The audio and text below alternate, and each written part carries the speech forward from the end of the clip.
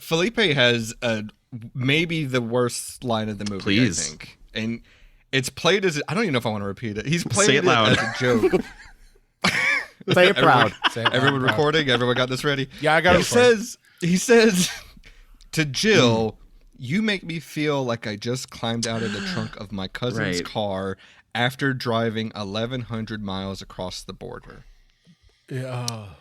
Wow. Right. That's just racism. That's It's not even just- a joke. But then not a he joke. says, I'm Keating. But boy. No. Boy. Also, 1,100 miles, that's half the country. What are you talking about? No.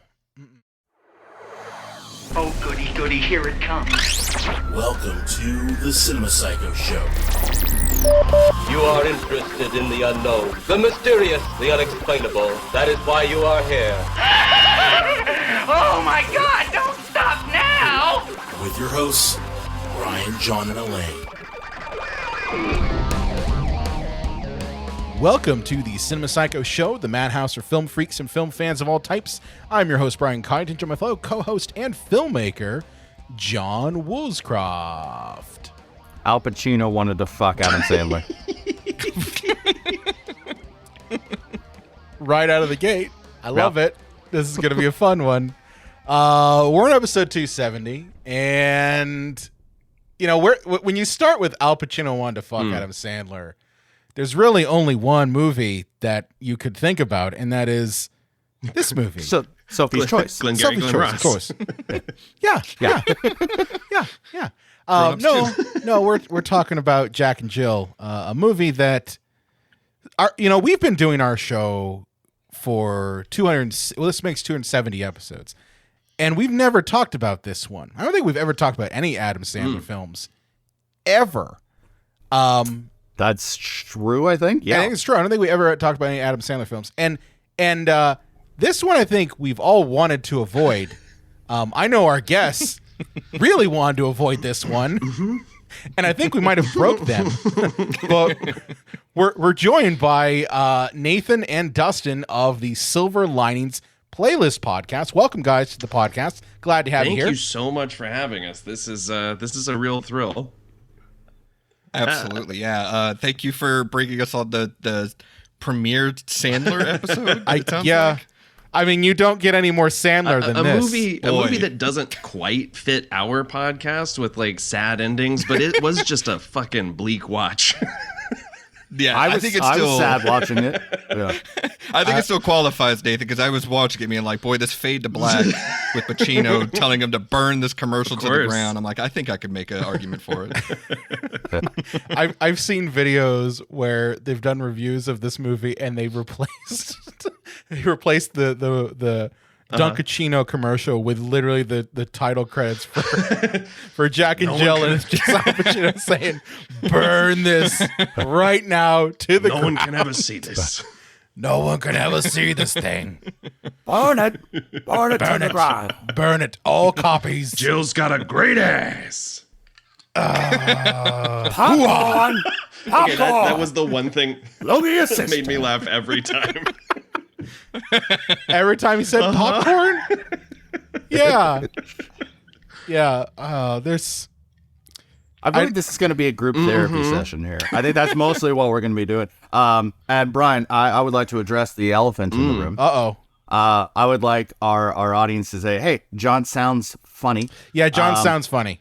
Is that I had a family emergency, so I am away from my professional recording equipment, and I do apologize, listeners. It is coming straight into the laptop speakers. So that is why everybody else sounds crystal clear and I sound goofy, but I couldn't miss Jack and Jill. So no, you couldn't. Yeah. I knew that, like, you at one point before, because we were having a little bit of technical difficulties beforehand, and you were like, "Do you just want me to like jet?" And I'm like, "Are you fucking kidding me?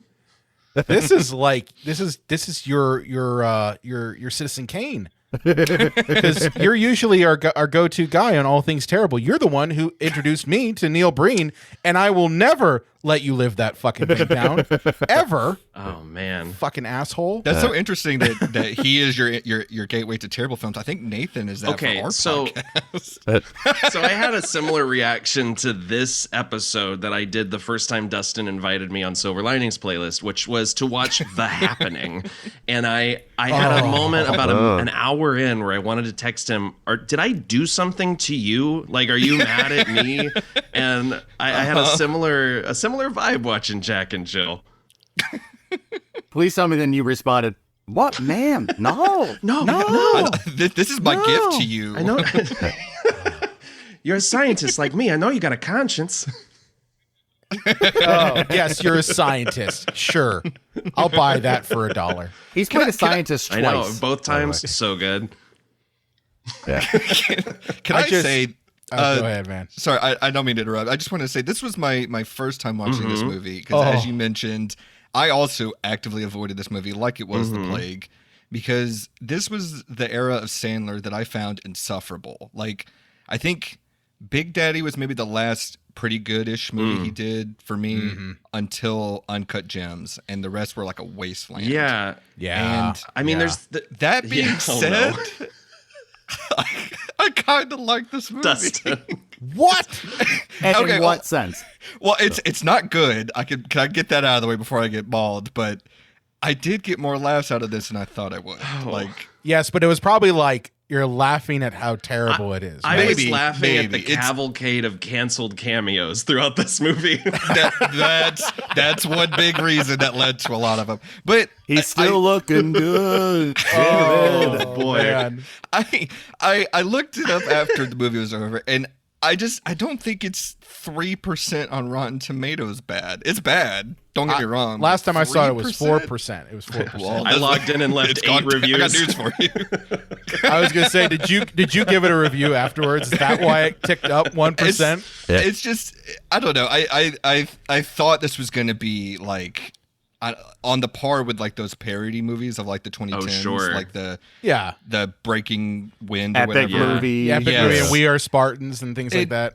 At least there was a narrative kinda to it. So you know. Oh yes, the gripping narrative of Adam Sandler trying to get Al Pacino to do a Dunkin' Donuts commercial while dealing with his farting sister played by And then himself. a narrative in which It's the story of our generation. Should I go? each scene just kind of ends. Like there's no buttons, there's nothing to hold on to. I was desperately clawing at the screen trying to find something to hang on to.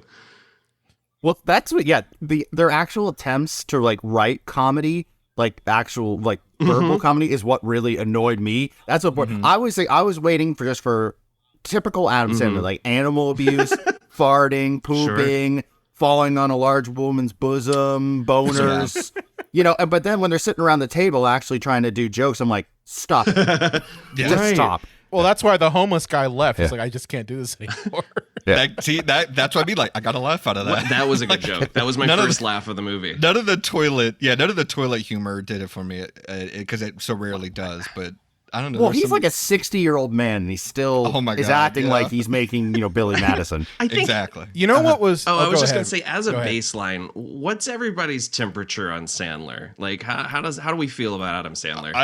I know you're setting us up because I know you want to respond. So Nathan, what about I'm fully because the reason I've been almost nervous about doing this recording is I'm not a Sandler guy. Like, loved him when I was a kid, and then I kind of had the same thing with Jim Carrey, where like he couldn't miss when I was a child, and now when I rewatch his older stuff, it just doesn't hit for me. I don't know what it is, and I think that he's just progressively gotten lazier as his career has gone on. Oh yeah, I mean this whole entire movie is just multiple commercials at once. God. Because my God. even though Adam Sandler's a multimillionaire, he wants free things. Like he could live on a cruise ship for the rest of his life with the money he has. Yeah. But he's like, no, I want free cruises. I'll show the rock climbers. I'm completely with you. Like I think like any grown man, I eventually had to break up with Adam. I put away childish things. I love. I loved Billy Madison. I loved Happy Gilmore and all that. But when it got to around Mr. Deeds, I was like, uh-oh. Yeah. I'm too old for this See, now. I'm a Winona Ryder guy, so I gotta give it up for Mr. Deeds. Well, it's funny you mentioned that because my alternate title for this movie was product placement of the movie, because the Diet Coke, the Pepto, the American Airlines. Stand in front of a cart of gratuitous. Pepto for a 5-minute scene. Yes. And he drinks it with the label He facing sure the does. camera. What I love about the Pepto is that you definitely know that was done on purpose because they color corrected and increased the saturation of the Pepto to stay in the frame. So that's where your eye is absolutely literally drawn to. It's like white balancing, except it's Yes. I will say this about the Coke. I don't know if that is even Adam Sandler's fault, technically, because this was a Sony-made movie, and Sony are in a larger umbrella that owns Coca-Cola. Right. So I Okay. feel that, like, in these movies, you almost don't have a choice if it's a Sony movie, but to put Coke in It's it. like a Jack Sure. Donaghy 30 Rock thing where it's like, well, we're owned by Subway. We have to put them in the movie. Yeah. I know for me, I liked Sandler, when I was a kid. I even like some of the ones that a lot of people hate. Like I actually really like Little I Nicky. do too.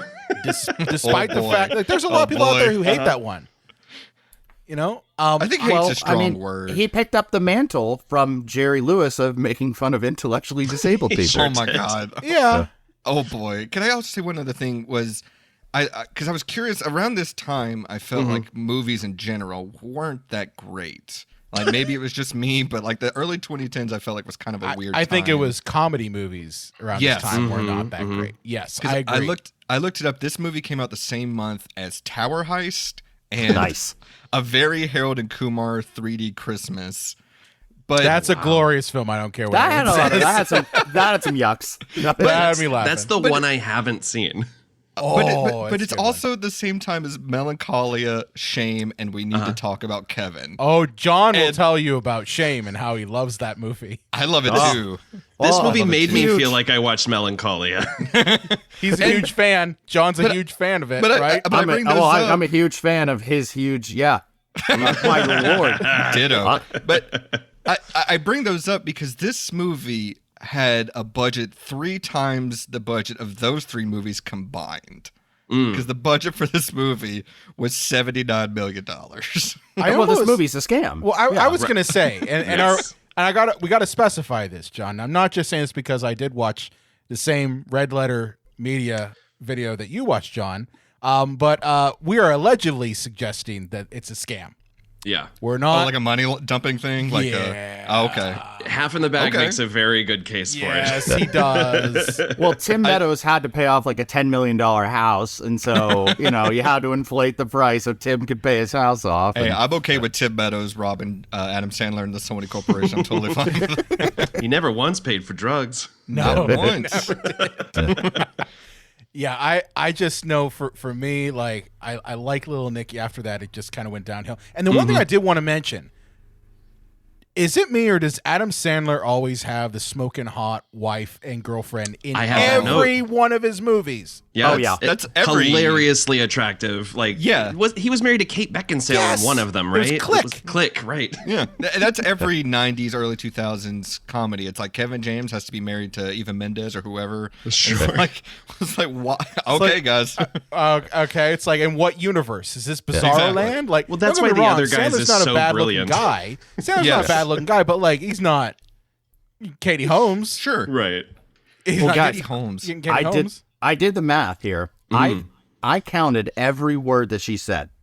And Katie Holmes says 315 words in a 2-hour movie, which Wow. if we do our maths, that's about 40-ish lines for the whole movie, which is not a whole lot. She basically just goes, Jack, How Jill, dare you?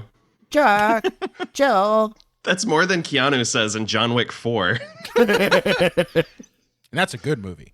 Yeah, It is right. it's just like this. Katie Holmes turns down The Dark Knight, and then 3 years later, she's in this movie. And it's just Well, like, she what are we? she was in the midst of a situation. Hey, She wanted to do Money Heist, so Queen Latifah, more than the highest grossing movie of the year. yeah, course. She also was kind of in an allegedly a cult Right. Yeah. Allegedly. Yeah. Oh, I've got a lot of allegedlys in my notes here. So when we get to the cameos. Oh boy. The cameos Oh, boy. are brilliant, I gotta tell you.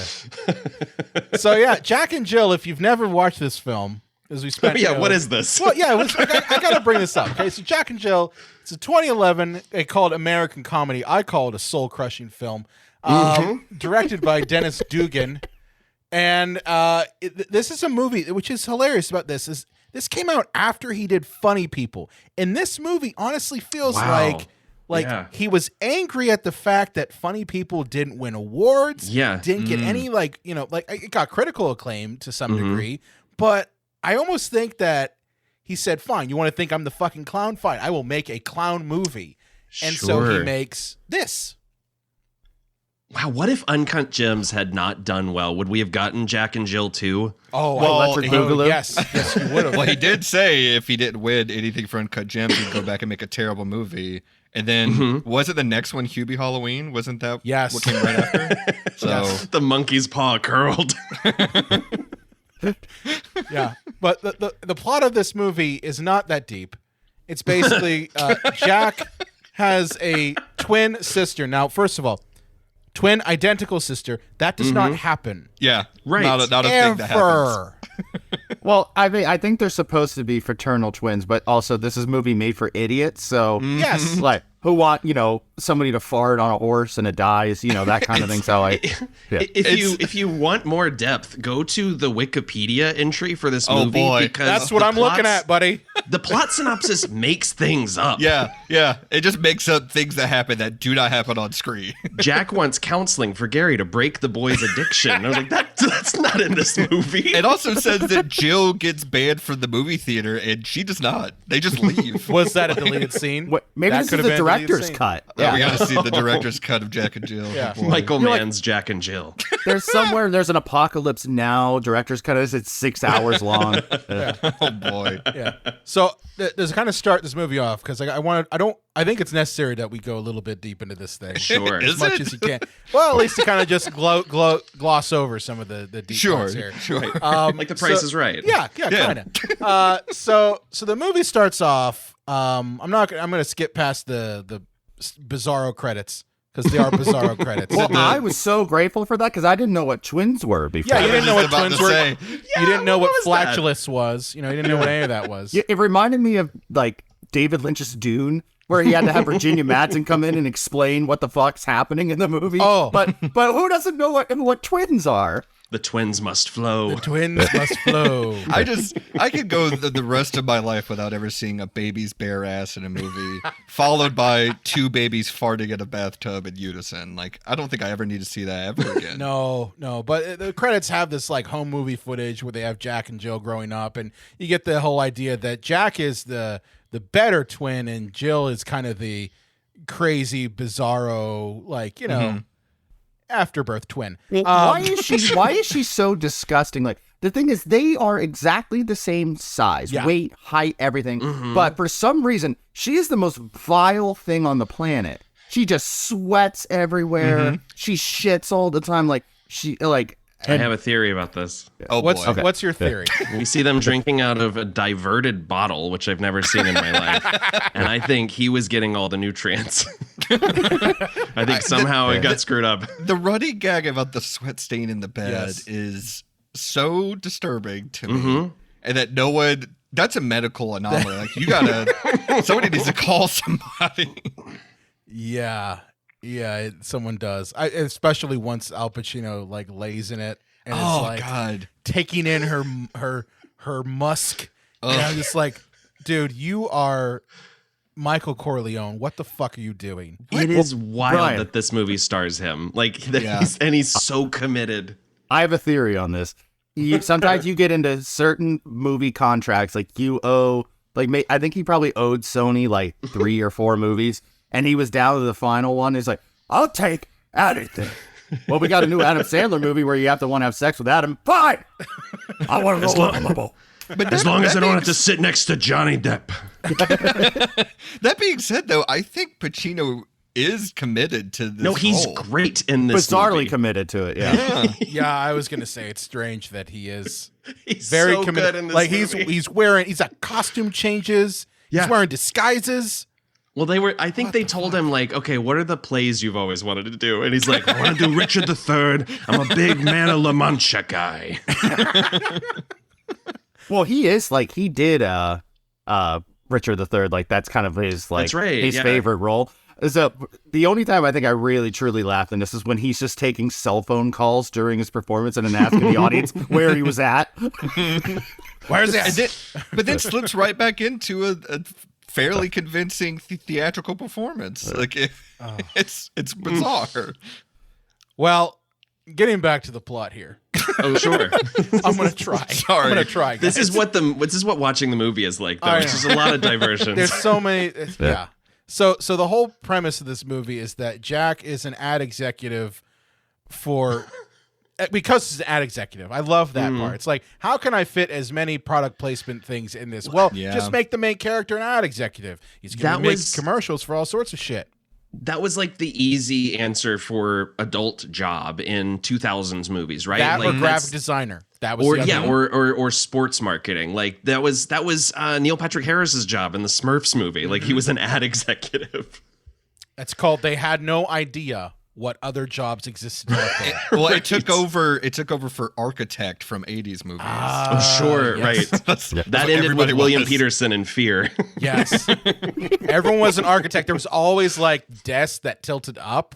That's like right. That one, it's like everyone had that desk in there. Oh, that was the grown-up job. But yeah, Adam Sandler's an ad exec. Brian. Oh, go ahead. You mentioned that, but like that it's all just to throw in product placement. Yes, but it is. For not to seem whorish, but also it's the type of job where they can have an office location where they do nothing but give expository dialogue. Or excuse me, yeah. I said that incorrectly. But yeah, expository dialogue is what I meant Yeah. to say. It's Yeah. also real cheap because they can use the offices that they already have. Like they're already in like a production office, so they can just let's just shoot here. You know? Yeah. Same with the set that they shoot the Regis Philbin commercial.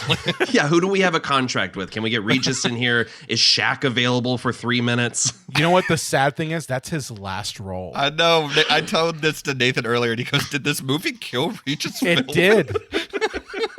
Maybe what happened was Regis, and this is allegedly, maybe what happened was Regis drank some of the Pepto I was that was thinking this there exact same as a thing. prop, Yeah. and it killed him.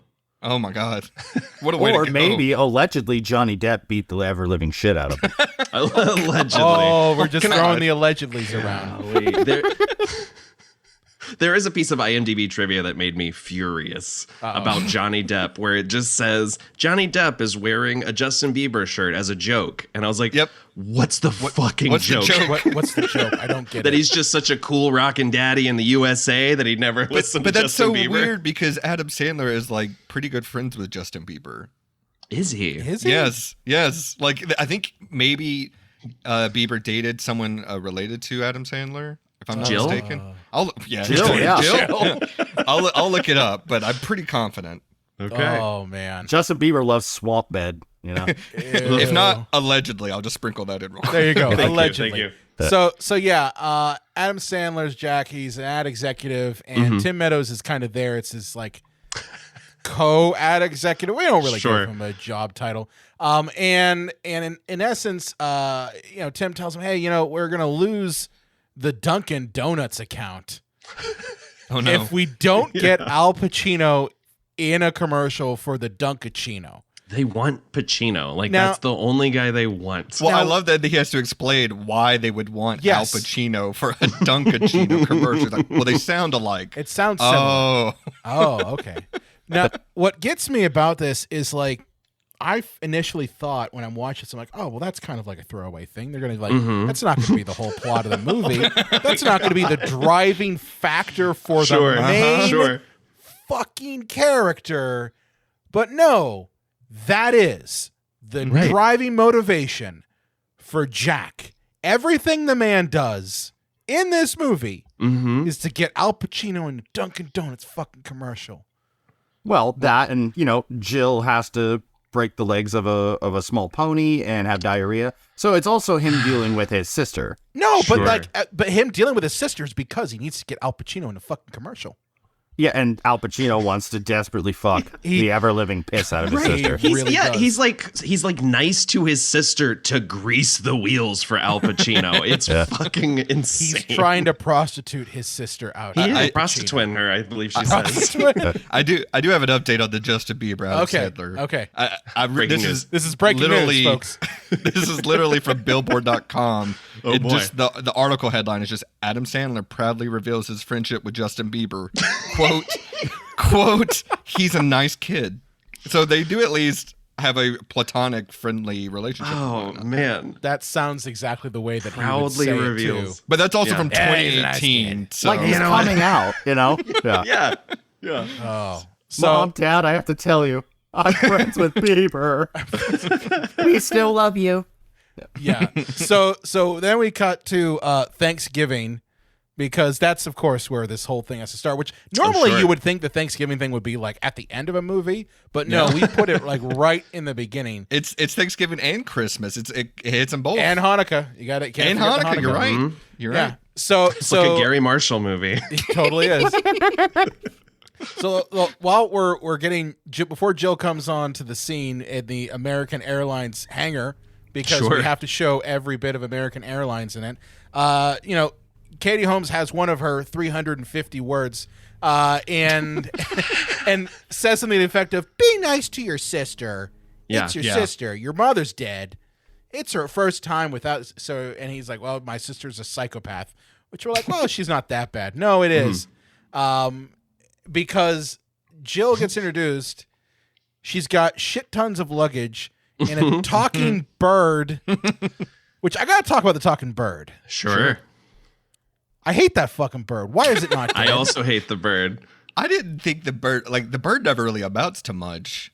It's just Dustin, you texted me that you liked the bird. I like the bird, but I felt like it never really amounted to anything. Look, Like, I'm there's just no reason mad- for the bird. You're mad Look, that I this- had a good time. No, this movie. I am actually a little bit. Like over and movie- over again. This movie was billed as Adam Sandler playing two characters, but it should have been three. This movie should have been called Jack and Jill and Poopsie. And Poopsie, yeah. Oh my God! Actually, that I would have probably bought a ticket to see that. Jack and Jill and Poopsie Quantumania. That's the sequel. Can I mention one thing? Sure. And we don't have to go back to this because I don't want to derail it's cool, man. I have 6 other notes before we even get to the introduction of Jill. We don't have to hit them. I just Ryan want is that to be doing one. a Herculean job of pushing this plot synopsis up I know the he's hill. trying to rein us in so hard. No, I'm so it's sorry, cool, man. It's cool. Please let me know what are your plot points. What are your plot points? Well, just I got so confused with the introduction of this Thanksgiving scene because I was like, who the fuck is this Indian boy, this pilgrim girl, this homeless guy? I must have missed something. And then I thought, I am glad that they make a note here because of a movie trope that is so arduous of like movie whispering is always way too loud and audible. And I do like that was a joke that I'm like, okay, this movie is at least something. You know what I mean? At least they're making some kind of jokes in here. Sure. And then I also got to laugh at the kid with the salt shaker strapped to his face. Yeah, I hate that. Guys, I kind of like this movie. I'm sorry. No, Like, my why? note is Yeah. the boy has a leaf, the girl is dressed like her doll and does karate. Everybody has a thing. That's exactly what it is. But then the homeless guy is like the audience surrogate. Right. So I don't know. The homeless guy is what makes me think that this movie is a scam. Like Yeah? the fact the Really? homeless guy's in there and is kind of the audience surrogate Uh-huh. is what makes me think like this is a scam movie. See, I think Alan Covert is giving one of the best performances in the movie. He's really funny. And especially when he has no dialogue and he's just sort of like having these silent reactions to family trauma, just sort of like nodding his head or putting a That's roll what I in his laughed pocket.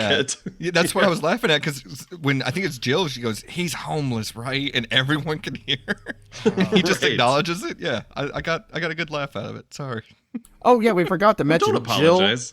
Jill is phobic about everything. Like she's like she doesn't trust the Mexican groundskeeper. She doesn't trust the homeless person. Yeah. She's a bigot on top of everything Right. else. And her big move is to run away into the woods at any sign of trouble. Run away in the woods and sleep here with the animals. Okay. I gotta laugh out of it. I'm sorry. Go. I gotta laugh out of the fact that scene is shot like Twilight. It suddenly That's has a why I blue, laughed. like, underworld filter. That's why I laughed. because It was- they shot it during the daytime. Oh, yeah, clearly, obviously. Yeah. Yeah, the Thanksgiving scene is just that's like the hors d'oeuvre before the main course. Like you're just getting a Boosh, taste. if you will. Yeah, you're just getting a taste. You like got kids with salt shakers and chicken wings attached to their bodies. And like John, you told me that, and I didn't believe you at first. Like, you told me like you're like there's a kid who literally tapes shit to his body. Yeah. And that's his No thing. explanation. No That's his explanation. thing. Yeah. I Yeah, have it's- 4 kids, and none of them do that shit. If this movie was the menu, the Thanksgiving scene would be the breadless bread plate. Yes. So I was nice menu reference there, but I was when they introduced like Poop Streak, the bird or whatever. I was like, oh, that's either going to be eaten or it's going up somebody's butt, and it didn't do either. So I was very, very disappointed. it, I'm like, it almost did because it's taped to that kid's back for one scene for Yeah. no reason. well, yeah, and there's no way it's not getting abused to some degree. Oh my god, yeah. Because Adam Sandler loves 2 things: making fun of minorities and abusing animals. Yeah. Yeah, there was an Al Qaeda joke in there too that Jill makes, I think. Uh-huh. In 2011, I'm like, come on. Yeah. Never forget. Never forget. So after the Thanksgiving scene, Sorry, I didn't mean to go. no man, this is a hard movie. This is almost as bad as Neil Breen films trying to get what their plot is. So, by the way, Dustin hasn't seen any of Neil Breen's Oh movies. my God, Nope. you poor soul.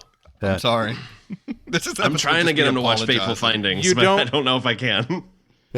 I don't want to take us on too big of a tangent, but I'm just going to say that in the annals of hack frauds out there, and there's no allegedly about this, the man is a hack fraud. Yeah, I'm aware of Neil Breen as a concept. I've never actually sat down to. Concept as an institution. The man to is a enjoy. concept, a figment, if you will, of your nightmares and deepest, darkest. Brian, I'm Horrors. going to disagree with you. I don't think Neil Breen's a fraud. A fraud infers that he knows that he's purposely making crap to make a buck. I think he believes in everything I he never does out there. said he and wasn't that's why successful. I'm so fascinated. Yeah. I never said the man wasn't successful. Like it was like when I met Tommy Wiseau, it was like, oh fuck, you are real. Like this Yeah. isn't a bit. Like No, that's really him. Actually, him. Anyway, go watch one of his movies. You don't need to watch all of them. just watch 5 of them. Just watch one. Watch Fateful Findings or Double Down. Yes. You don't need to watch any ones after that. Not Twisted Pair. No, that one. never. Okay. Oh wow. Okay. Never. We just did Twisted Pair. I'm sparing you that horror. Do No, not when you- watch it. When you sent us the list, I was like, Dustin, we could do a Neil Breen movie. And he's like, I haven't, and I'm not gonna start. Don't start. I'm telling you right now. So after that, we get kind of a back and forth between Jack and Jill, and eventually end up like at a birthday party for themselves at the advertising agency. And this is where we get a gigantic clusterfuck of cameos. You guys want to talk about these cameos? Oof. Okay, so I mean, we've got Jared Fogle, American Monster. Whatever happened to him? Yeah, whatever happened to that guy? We have Vince Offer from ShamWow, who was accused of beating up a sex worker and also trying to pay his assistant for her eggs. I mean, it's just like one freak after another. Is that an allegedly or is that an actually? No, he was that is arrested for it. Okay, that's he was not arrested allegedly. for it. Yeah. And we do get John McEnroe delivering one of the funniest lines in the movie, which is, "You're telling me this guy doesn't believe in God?" Well, That there was was so also good. Billy Blanks. Billy Blanks. Oh, is in sure. there. Yes. Ty Yeah, Burke. just a whole lot. Is it Jack that says to Nick Swartzen, maybe you believed in God if he wouldn't have given you that rat face? And I was like, slam Nick Swartzen. Jill says it. Yeah. Jill says that. So technically, it is Jack who says it. This movie had the perfect amount of Nick Swartzen for me, which was the bare minimum. Yeah. I'm not a fan. Like, of it. I'm okay with the man getting a paycheck. I just don't want Sure. to see too much of him. I This don't need came him out the leading him. same year as Bucky Larson. Isn't that crazy? Oh, man. Well, I think all the cameos for this movie, I think that Adam Sandler's like, hey, Adam, we need all the cameos. Like, who do you have selected? And he's like, oh, well, hold on. I'm going to wait till 3 a.m. and turn on the TV and flip the channels. And whoever I see That's right. is who we're going to put in the movie. Well, that's It's Vince with Slap Chop. That's why I was surprised Kevin James is in this movie. Yeah. I was kind of shocked, honestly. That's his buddy, right? Like he should be in it. Isn't he in that first scene, like in the background as like a camera? Dana Carvey is in there, but I know. I didn't see Kevin James playing a nightmare version of Frank Oz. Yeah. Yeah. So at the birthday party, shit goes sideways. Mm-hmm. I kind of blocked out this part, so I'm pretty sure it's bad. Jill's all sad because there's not 2 cakes. Oh yes, that's right. Right. Oh my God. Fucking cakes. But see, the Wikipedia synopsis says that she's kicked out of her own birthday party, which is not what happens. That did not happen at all. Yeah. Instead, she finds Al Pacino wearing his dad's suit. Like, it's like way too big for him. Yeah.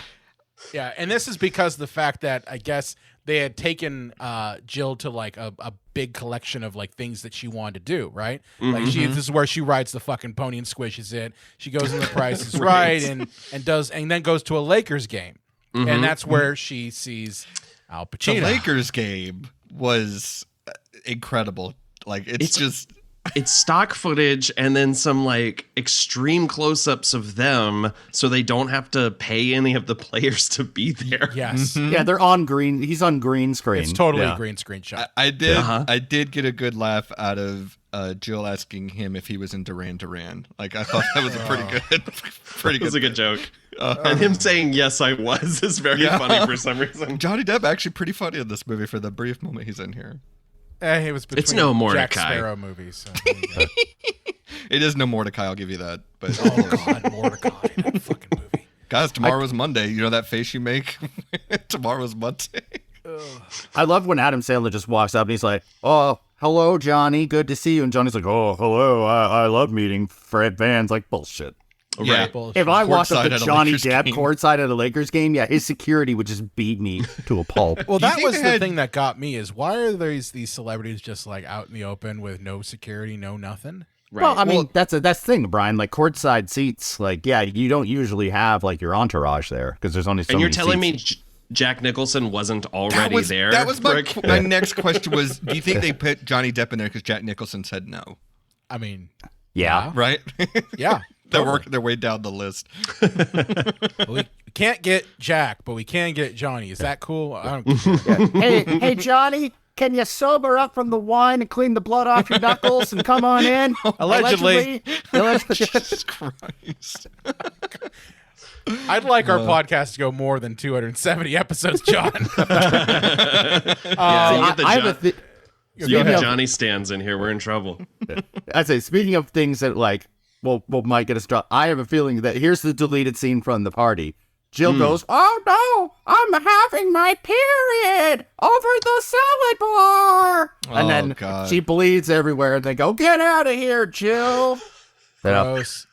That's a first draft idea. Yeah. That's a first draft. Oh, I think we also skipped over Norm Macdonald, didn't we? 'Cause that's before the Lakers game. Fun bucket. Oh. Oh yeah, he that's goes on a before. date with Jill and abandons her. Yeah, I hate this movie already because it just makes you forget this shit. It wastes Norm Macdonald, which is like a cardinal sin. The only reason I wanted to bring it up because it goes in with the plot, which is they set up Jill's online dating site. Yes. And then Jack intervenes and says, I'm just going to forward this to Craigslist. And Norm Macdonald shows up. But again, a joke that I actually got a good laugh at was the son like finding out what he did and says, "What are you going to wear, Daddy, in hell?" That part did have me a little bit laugh. I'm not gonna And then he runs away and the bird's strapped to his back for some reason. because of course. Because here's the thing. The movie couldn't waste a moment of absurdity. No, like you had a solid joke there. And like the film director in me is going, cut the scene there. You don't need to see the fucking shit strapped to the kid's back. Why the fuck did you do that? Set up and pay out, Brian. Almost every other scene just ends with a character sort of shrugging and being like, well, that was a weird thing that happened. And now we're at The Price is Right.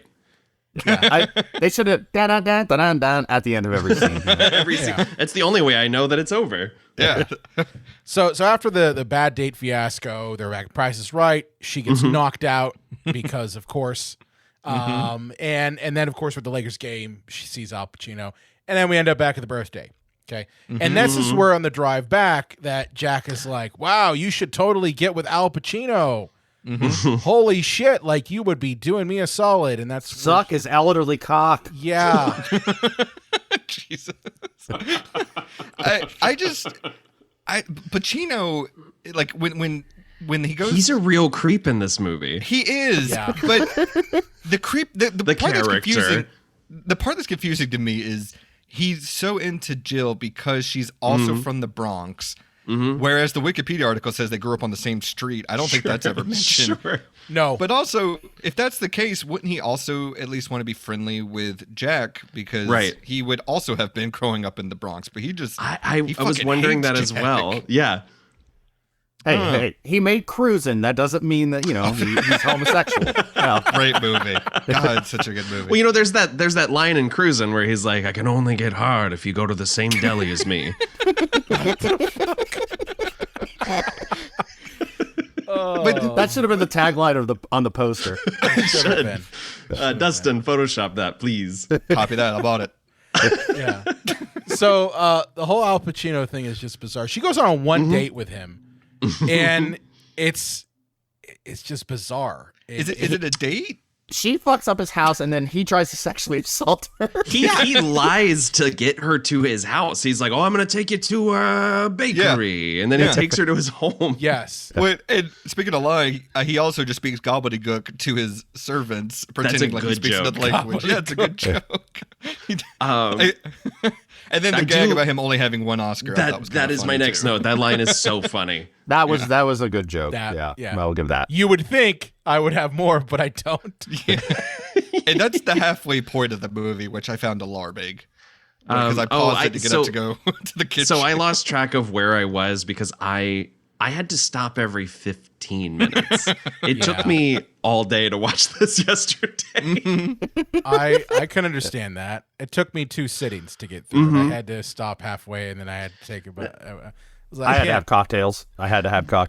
There are 2 movies my very supportive and lovely girlfriend Ashley, who I share a podcast with. There are 2 films she has never offered to watch with me for another show.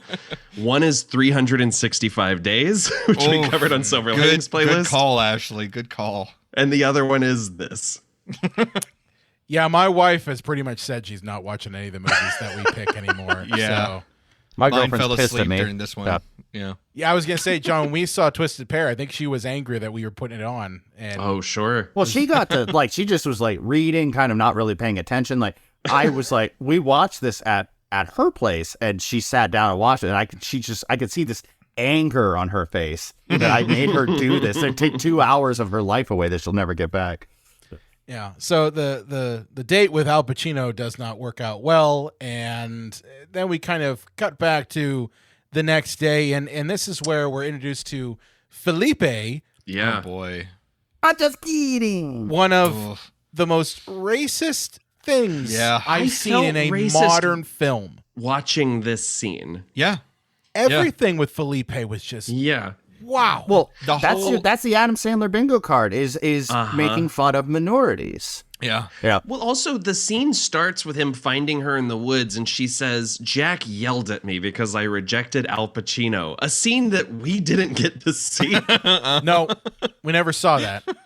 We just know she's in the fucking woods. Can you imagine just saying, I'm sleeping in the woods because my brother got mad that I wouldn't have sex with Al Pacino. And he's just We've kind of all been there, boys. All been there. Yeah. Oh, This yeah, is the bad a lib Tuesday version for of the us. script. I felt like the Felipe stuff wouldn't have been that bad if the movie ended with Jill being like, "I don't need someone to love me. I've learned to love myself." But the movie ends with them 2 pairing up, which I found very odd. Jill, for all her faults, is one of the most assured characters I've ever seen in a movie. There's never a moment of self-doubt in this film. She is very assured of her farts She sure and is. her body odor and Yeah, I And her could, chimichanga bombs. I didn't need to hear the phrase chocolate squirties. I No. don't think ever in my life. That's the first time you've heard that? Yeah. Somebody had to write that, folks. Okay, someone thought, "Hey, I need a No, this word doesn't have to a script. describe."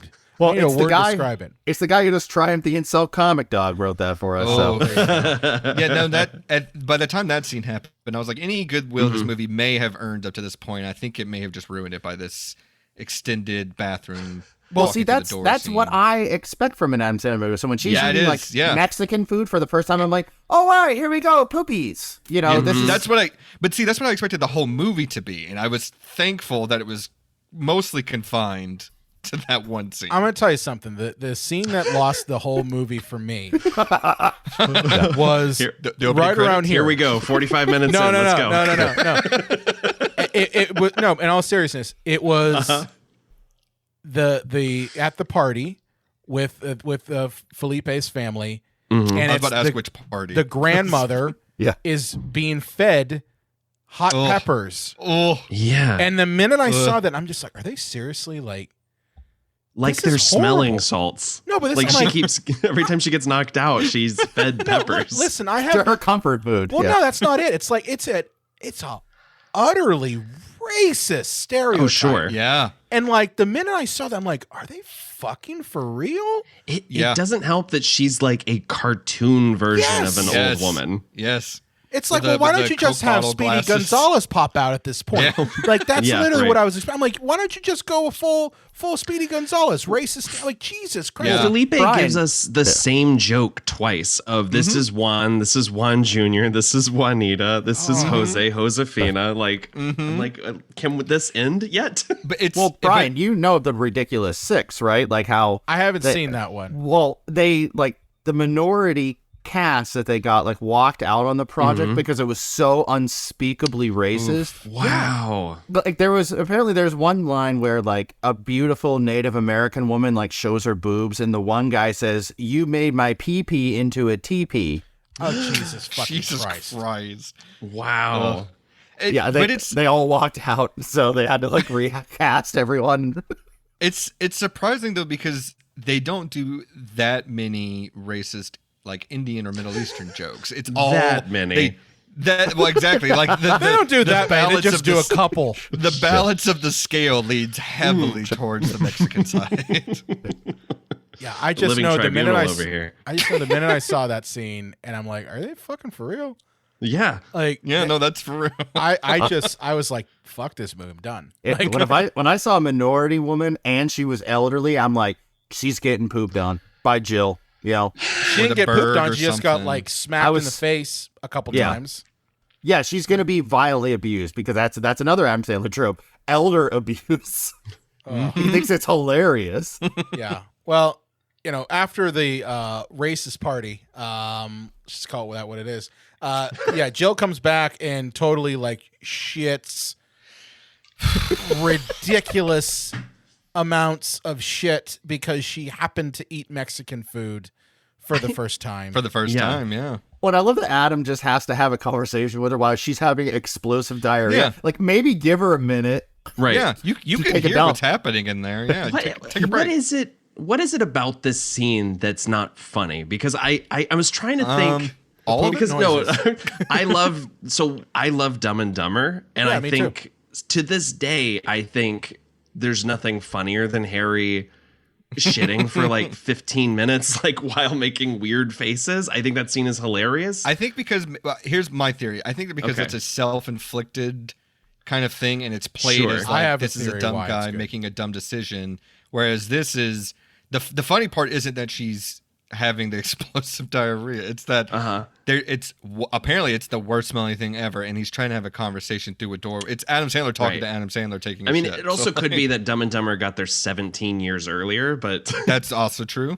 I think it's the quality of the film too. That's like, also sure. true. you know, it's like if it's a good movie, you'll laugh at a poop joke. If it's a bad Yeah. movie, you're gonna roll your eyes like, oh Christ. You know? My Yeah, my maybe. theory about it is that Dumb and Dumber has a thing called a setup. That's true. Okay, you have a good 5-6 minutes of anticipation happening. That's We true, see yeah. Jim Carrey put the X-Lax in his cup. He drinks it. We, the audience, know what is going to happen, right? Yep. We know it. We're waiting for it to happen. And then we get the sound effect as he's in the car. That's and true, it's that yes. sound effect that goes, oh shit, something's going to happen. So we're seeing that build up over a couple minutes. Yeah. So that when we finally get him unleashing that shit torrent, it is well deserved and it is well prepared by the audience. Well, that's the problem. Yeah. There's also the exquisite payoff of the flusher is broken. That's what I was just about to Yeah. say. I think that's the real joke, is that like this is the first date with a woman of his dreams, and he can't flush the massive diarrhea he just unleashed. And then this movie is just, isn't it funny that someone is shitting? Yeah. Well, isn't it funny that someone's shitting because they ate ethnic food? Yeah. Yeah. But Also, is it too late, Nathan, to change our band name to Shit Torrent? it's never too late to change Yeah, it. if we just release the record through peer-to-peer, I think that's fine. There you go. Perfect. Okay. Shit torrent. we love being here at the Idaho State Fair. We are shit taught. Thank you, Cleveland. It's been a steaming night. So after this ridiculous scene, basically Al Pacino is bugging Jack saying, I will do the Dunkachino commercial if you get me your sister. So Jack There's wants so much wrong with that. Jack wants Yeah. to get rid of Jill immediately.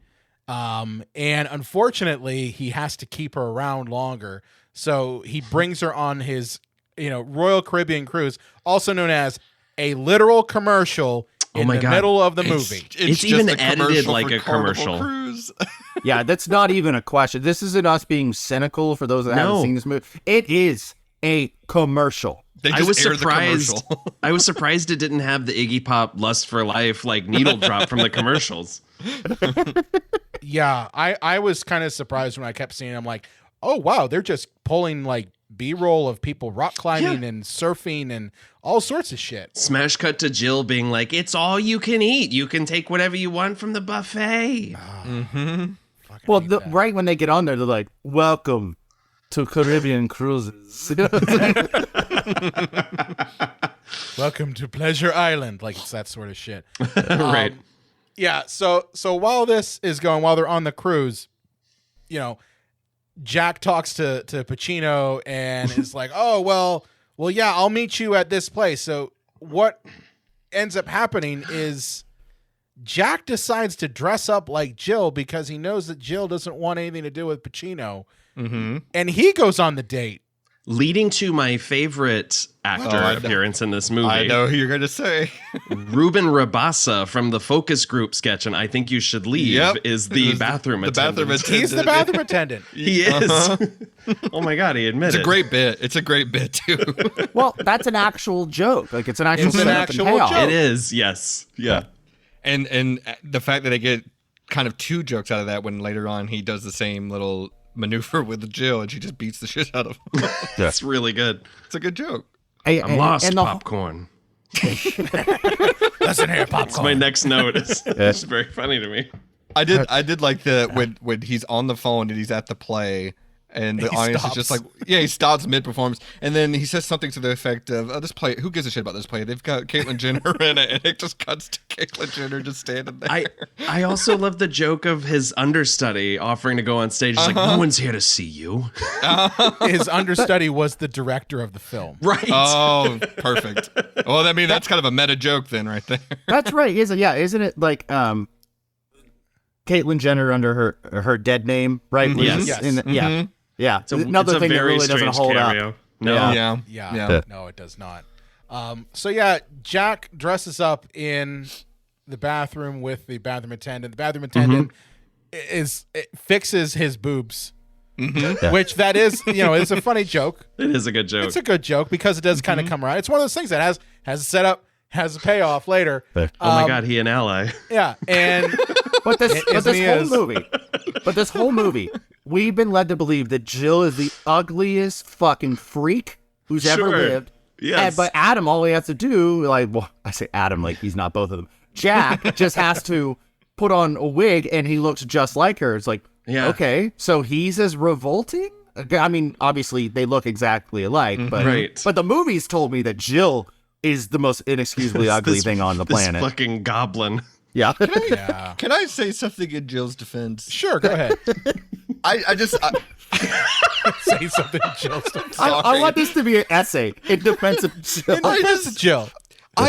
the movie is trying to tell me Jill is the worst person. She's terrible, but I don't think she's that bad. I just think she is socially inept and like immature. But I don't think it's I don't think it's like an active choice she's making. Whereas I feel like Jack is just a piece of shit the whole movie. He is, yeah. I agree. And the movie trying to tell me the opposite. Like, oh no, he's trying to save this company and his sister's I the had worst. this epiphany as well, where I was like, Jill is doing her best. She is. She's doing her best, which is a callback to our show for anyone wondering. Well, the director of this movie directed Problem Child, and this is almost beat for beat, that kind of thing, like, oh, I misunderstood my sister this whole time, or like the little boy, I'm gonna like learn to be a better person now, and that'll help me have a better relationship with them. It's pretty much beat for beat, you know. Yeah. I have no defense for Jill. That's just me. That's fine. It's cool. No, it's cool, man. You can have defense. See, I know exactly You like what you you're saying. like. I know exactly what you're saying, which makes me wonder, why did they have to make her like racist? Yeah. You know? Yeah. Like, Yeah. if somebody's just annoying, they're just annoying. Like, but if their heart's in the right place, that's one thing. But she's like, oh, I'm Mexican. You know, it's like, oh, great. She's racist. Great. Yeah. And it's also like not the first time she's gone to like Los Angeles. Like she's been there before, right? Like she's well aware that there are people of different ethnicities who live in major cities. I also just find it hard to believe someone in their 40s has never had any Mexican food. Eaten a burrito before? Even gone to had a Taco Bell. Yeah, exactly. Yeah. Even though that's not really Mexican food, but close. Yeah. Close-ish. It's a gateway Mexican. It's a gateway. It's what Olive Garden is to Italian food. Yeah. So Jack goes on the date with Al Pacino, and Who is wearing the best robe I've ever seen? He is ready to get down and. He also picks her up in a Jack helicopter. He really wants to. He picks her up in a helicopter hovering over a cruise ship, which I thought was interesting. I guess he thought that Jill was the Joker from Batman 89. Better make it 10. Make it 10 minutes. We're in international waters. I need to get you to the church on time. As my plastic surgeon always said, if you gotta go with a smile.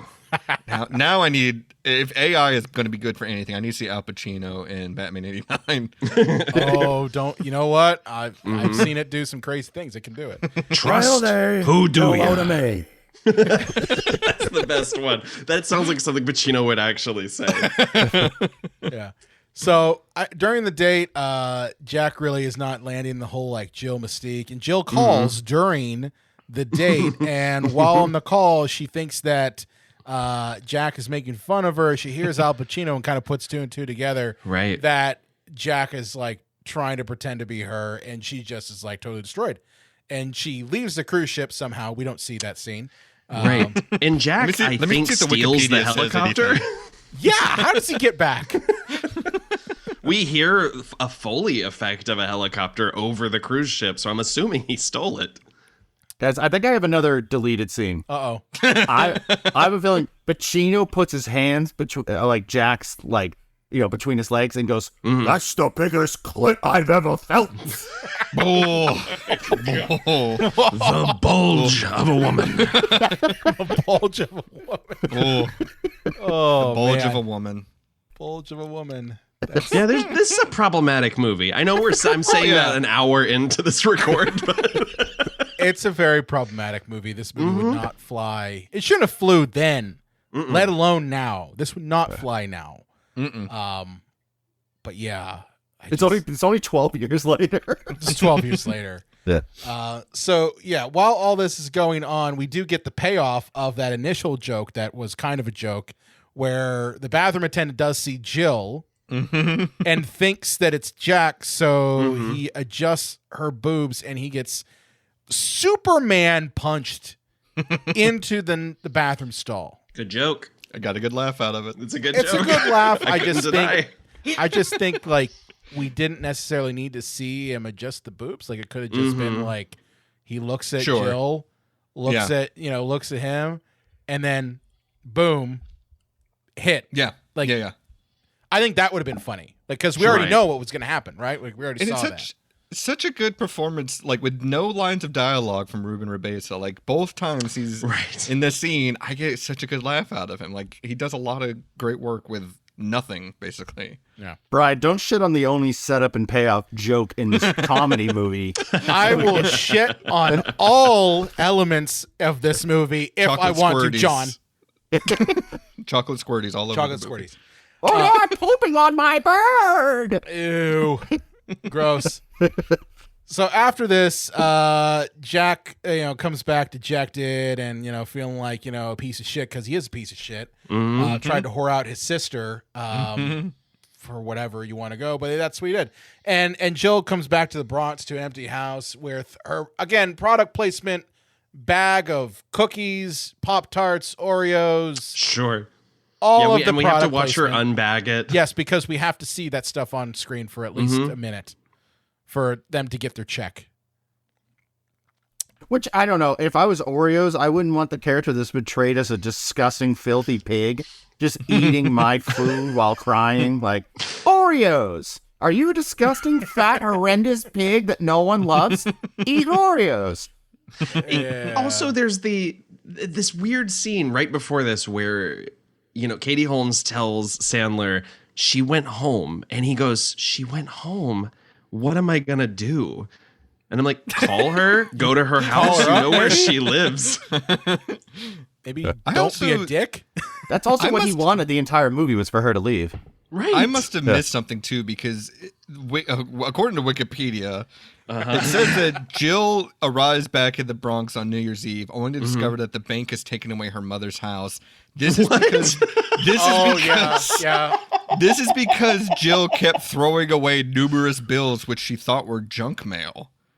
Does that happen in the movie and I missed it? That did not happen. It's gotta be a deleted scene, right? This is the director's...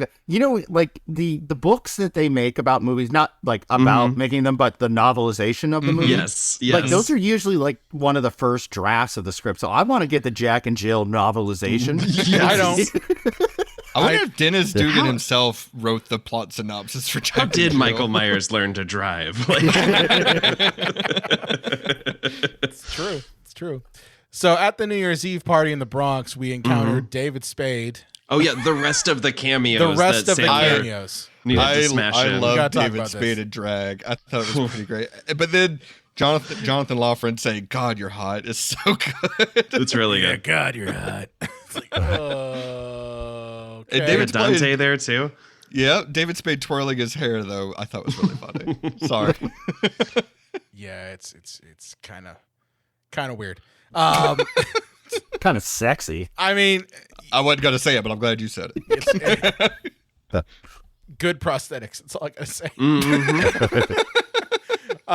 Yeah. So at this point, Jill's feeling kind of shitty. She's dealing with her old high school buddies that are terrible, and Jack shows up, and they have their bizarro secret language voice thing where we don't actually know what they're saying.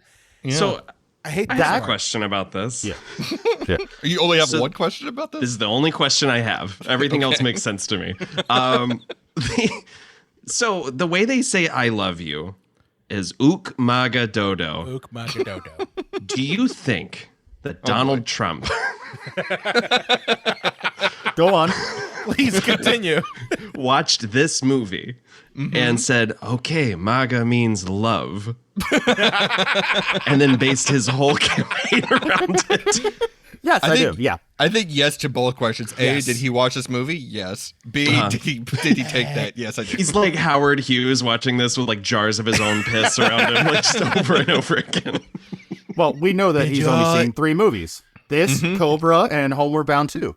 Lost in San Francisco. Have you seen Is that these true? folks? Have you seen this movie? Have you seen Jack He and Jill? loves Cobra. It has Adam Sandler is playing a lady and a man. She gets the chocolate squirts. And you also can't say She's a You also can't 5. include you can't Great include tits. Bloodsport in that list either. Since you only And I watched a saw piece of it. Homeward Bound 2, Sassy, a 5. David Spade. Wade. He's She can serving lose Joe weight. Dirt. Joe Dirt. Did you see Joe Dirt, Ned? Let me And tell we you, love Joe Shadow. Dirt, don't we, folks? We love the Joe Dirt. Shadow's a rhino. Shadow. And then there's Chance, Pinko. All the way, folks. Chance is Antifa. Here's the thing, Al Pacino, he's aspirational. He dreams the impossible dream. We're always reaching for that star, aren't we, folks? I also only like snakes and sparklers.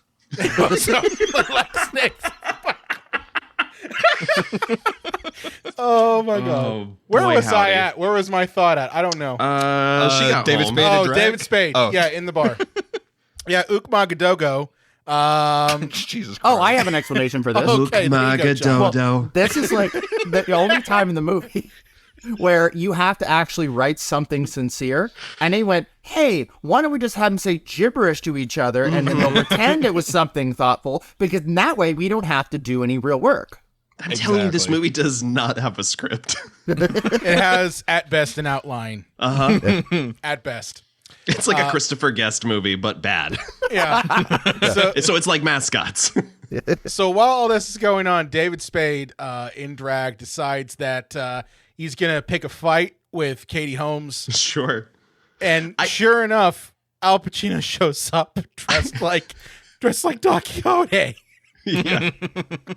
I do actually love Katie Holmes' delivery of "What did I do?" when she's like in the headlock. Good question. What did you do? Because you've only had 350 words in the movie. 351. Oh, excuse me. 351. Yeah. Pacino shows up with a lance. Yes. And talks to a ceiling fan like it's a metal beast. It's because he's in Man of La Mancha. He's method. Yeah, he's method. Totally Yeah. method. So the end of the movie is they're going back to Jill's house and they find again the fucking racism in this fucking Oh my movie. God. I hate The this joke. so much. Sure enough, Felipe and his kids are there, and yeah, they're cleaning up her house. Why? What? No reason. Because she's in the Bronx. Well- They live in L.A. And Why is- putting on a Flanders-esque Christmas light show. There's two reasons that they're cleaning up the house. One, he's in love with her. Two, Adam Sandler thinks all Mexican people do is clean. Yes. Yeah. That's why I hate it. That's why I hate like this is so fucking overtly Allegedly, racist. Adam Sandler thinks that. Yeah, allegedly it's in the movie. Yeah. So But go ahead. Felipe has maybe the worst line of the movie, I think. And Please. It's played as I don't even know if I want to repeat it. He's played it as a joke. Say it loud. Say it proud. Say it loud, Everyone proud. recording. Everyone got this ready. Yeah, I got it recorded. He says to Jill, "You make me feel like I just climbed out of the trunk of my cousin's car Right. after driving 1,100 miles across the border." Yeah. Wow. Christ. That's just racism. That's It's not even a just- joke. That's But not then a he joke. says, "I'm Keating." But That's boy, no. boy. Also, 1,100 miles. That's half the country. What are you talking about? No. No. Ugh. Yeah, and the end of the movie is the Dunkachino commercial, Oof. Oof. which I don't Okay. He know. landed Pacino. He got him. He did got him. Here's land the thing. Pacino. Hot take. I've heard about this commercial since this movie came out, and I have avoided it. I've yet to see it. Wow. Well, that's This all I is- got to say is wow. This is the only scene I had seen from this movie before watching it. And guys, I love the Dunkachino commercial. I knew you would. I fucking knew you would. As its I like own to count all the segment, references. As its Yeah. own segment, I will say it is funny. But wait, If I This took wouldn't just be- that piece out, it's kind of Yeah. like a cancerous tumor. This is the healthy tissue. Sure. Surrounded It's would like the be- Gabriel of Malignant in Yes. this movie. this would have to be like a Super Bowl commercial. This couldn't air on like daytime TV because it's too long. It's confusing. Yes. I don't know, man. If I saw this on television, You'd run out to Dunkin' Donuts? I think I fucking would. I really might would. actually go buy Dunkin' Donuts if I saw I this legit, on like, TV. every time I see a new picture of Ben Affleck angrily holding a Dunkin' Donuts cup, I want Dunkin' Donuts. It's always funny to me. Say hello to my chocolate blend. That's a good line. It's a good line. The I know it was you was the line. We should cover this for our album, Dustin.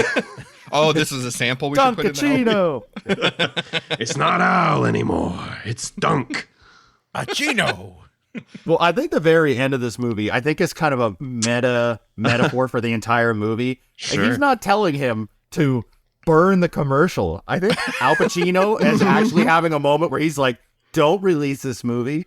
I'll give you all the money back. Don't release this movie. Burn it. Oops. I did a Sandler film. I think, again, this is a scam film. Allegedly. Allegedly, it's a scam film. What would they have done from the screenwriting standpoint if Al Pacino said, I'm not going to be in the movie? What would be the variation on that? They would have found Oh, it would have gotten else. Helen Hunt for like Pizza Hut, like Pizza Hunt, you know, or Yes. something. Oh, That's oof. good. God damn it. You should have been in this movie, man. You should have been should've. on Adam's team. Wait, they had Johnny Depp. It could be like Papa Johnny Depp, you know? or something. You're too good at this. You're too good.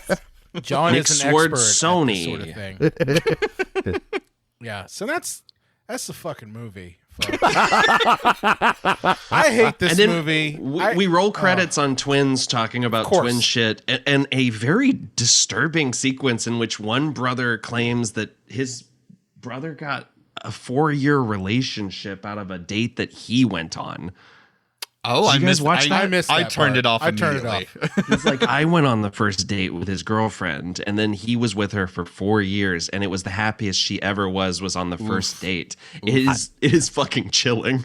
I think that's called Ponzi rape, which is a real thing. I think that's also a twist on that Jack dressing up as Jill and going on the date with Al Pacino. Yeah, it's fucked It is Real bad. haunting. And then they have triplets in the end credits too, which that shouldn't be in here. Get them out of here. No, Well, the whole thing shouldn't be in there. the whole thing shouldn't be. I there. wanted actually just a professor to read me the dictionary definition of twins, you know? How did this movie not have Danny DeVito and Arnold Schwarzenegger? in it? I was going to ask the same question, John. That would have been a great ending bit. Well, I can tell you why it didn't happen, but that would have been a great bit at the end.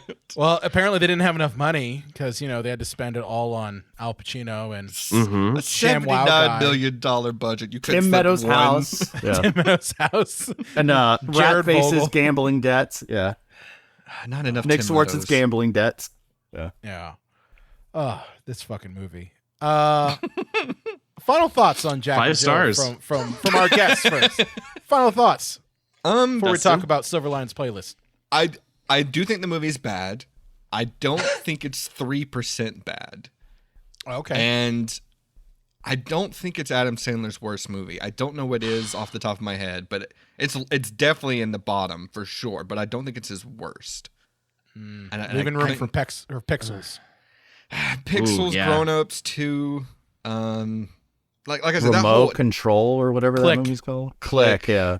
I that whole era is just a wasteland. It's awful, but I don't think this is the worst. That I don't want this to get a reputation of me being like I love Jack and Jill, but I don't think it's that bad. It's pretty bad. Nathan, what about you? What are your thoughts on it? This is I think I might put this on like the top 5 worst movies I've ever seen.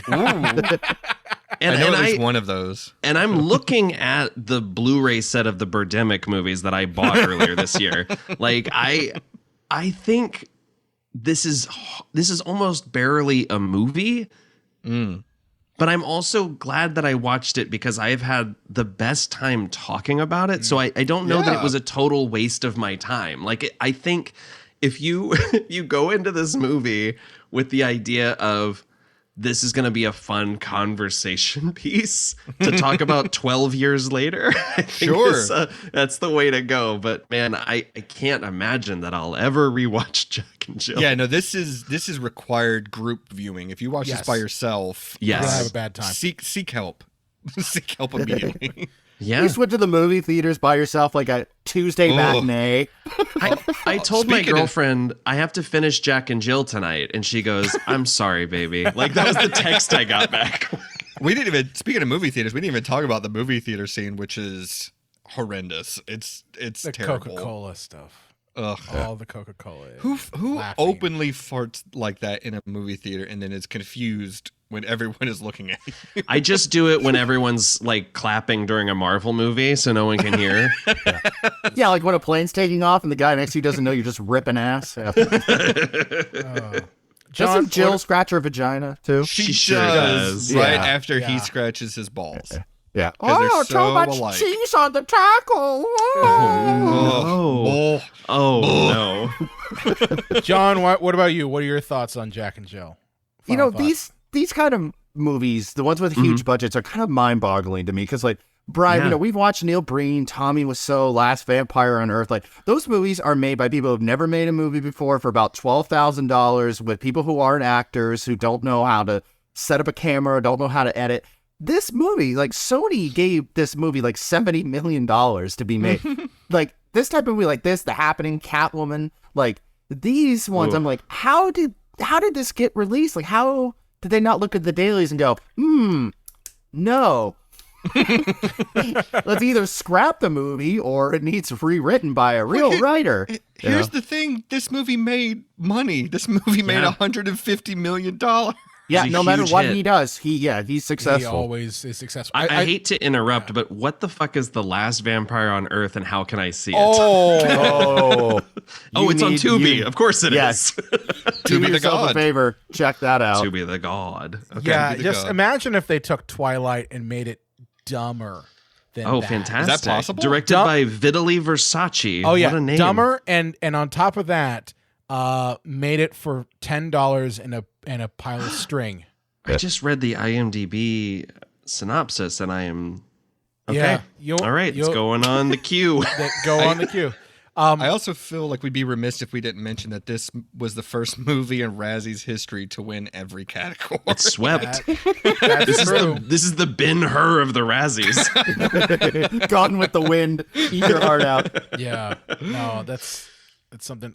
I mean, my thoughts on this, guys, is just this movie was a cash grab from the start, finish. Sure. And you asked John how this movie got made. I got an answer for you. It's called the money people see that Adam Sandler films, no matter what fucking shit they put out, turns somewhat of a profit. Okay, so if they know that going in, then they don't have to worry about things like how good is the script? Is there a script? And on top of that, they're going like, whoa, wait a minute. For this movie that doesn't really have much in the way of story, it's not going to win any critic award, or it's not going to get anything. Well, why don't we just load it up with as much product placement and commercialization of this fucking thing as possible? And there you go. So like that's kind of the way I look at it. This is the lowest common denominator of entertainment personified. Like that's what this is.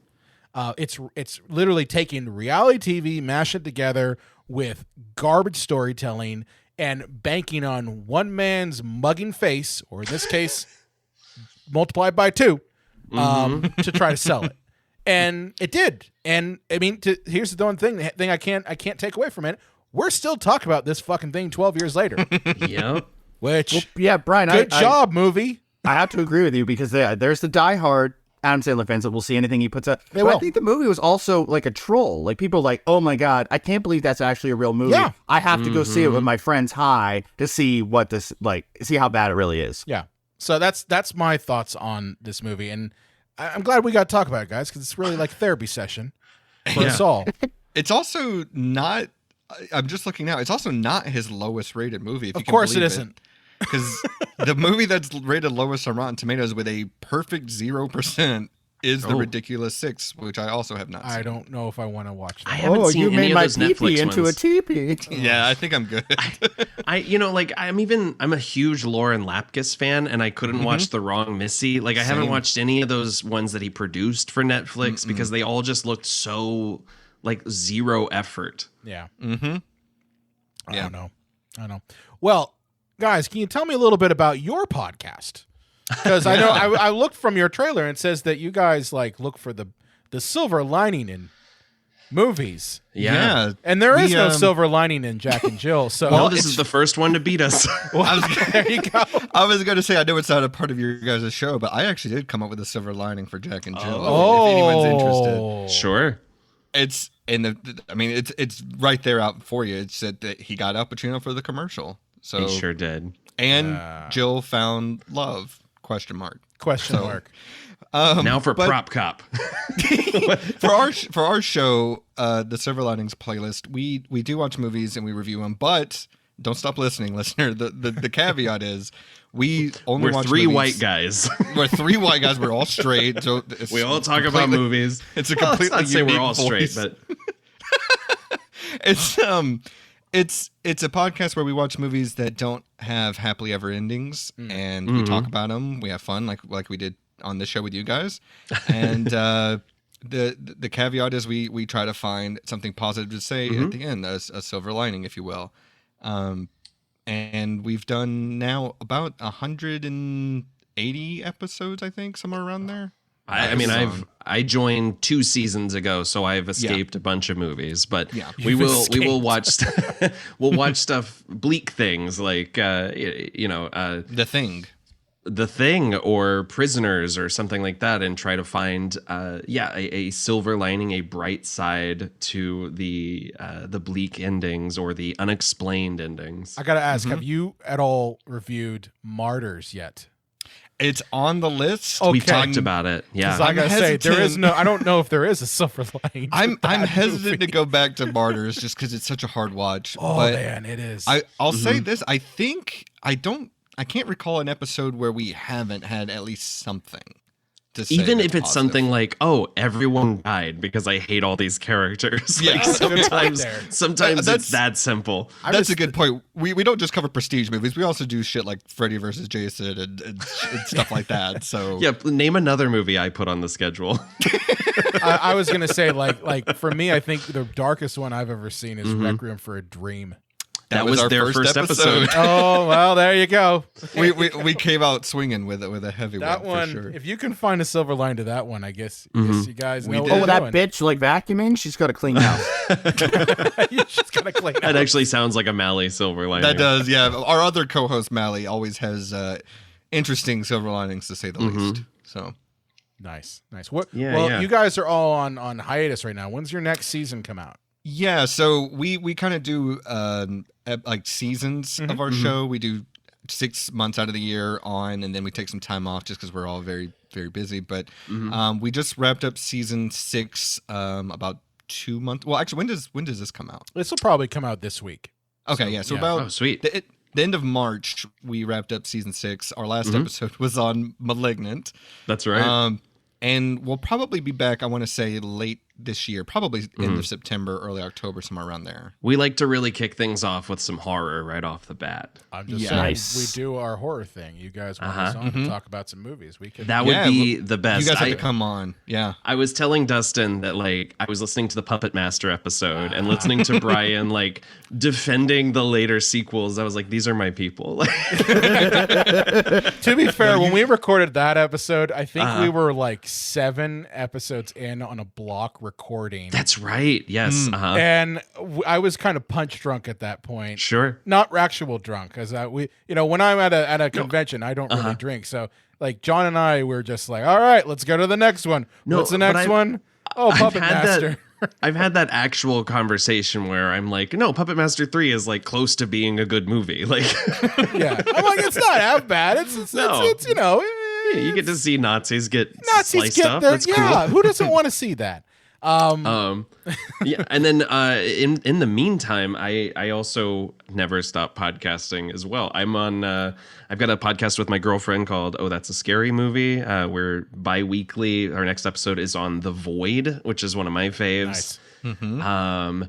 And then I do the AIPT Comics podcast as well, where we talk about the latest comic book news and reviews and talk to creators. We just had Jed McKay, the new Avengers writer, on.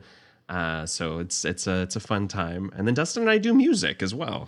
Yeah, I was gonna say, are you guys okay with us plugging our band? Absolutely, go and plug away.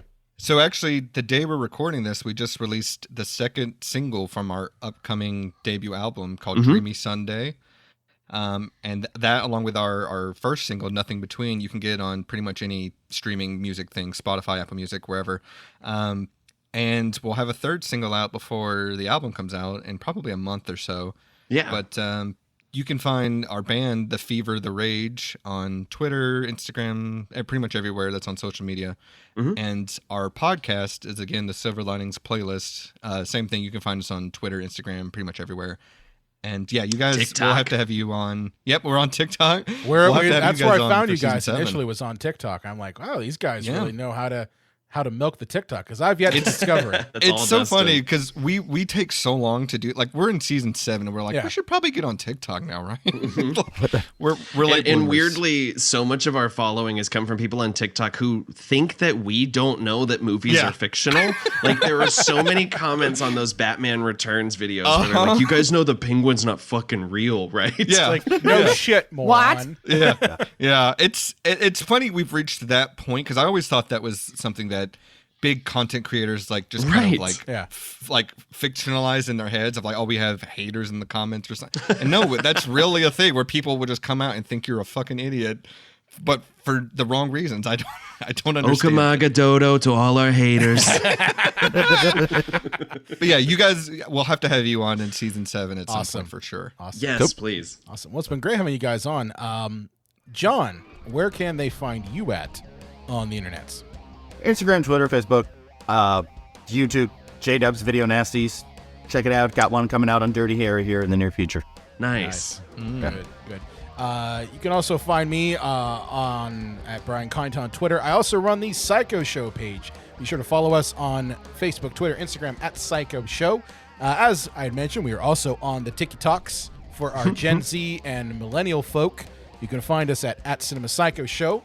If you want to really talk to us, and guys, I'll give you guys a link for this too, but we have a Discord channel in which we're trying that. We're trying to do more audience engagement. So in the description of this episode, you'll find a link to the Discord channel. Come hang out with us. Talk to us. Maybe you really love Jack and Jill and think that we're all a bunch of assholes. Tell us that to our faces, our digital faces, but our faces nonetheless. So if you want to do that, or you can be old school and contact us via email at cinemapsychoshow.com. Be sure to follow us, listen to us wherever you get your podcasts, and we will see you next time. Hey, Jill, have you seen my triple meat sub? Wow, Mr. Fogel, I thought that was a dildo. Oh, boy. No one can ever hear this. Bird this episode.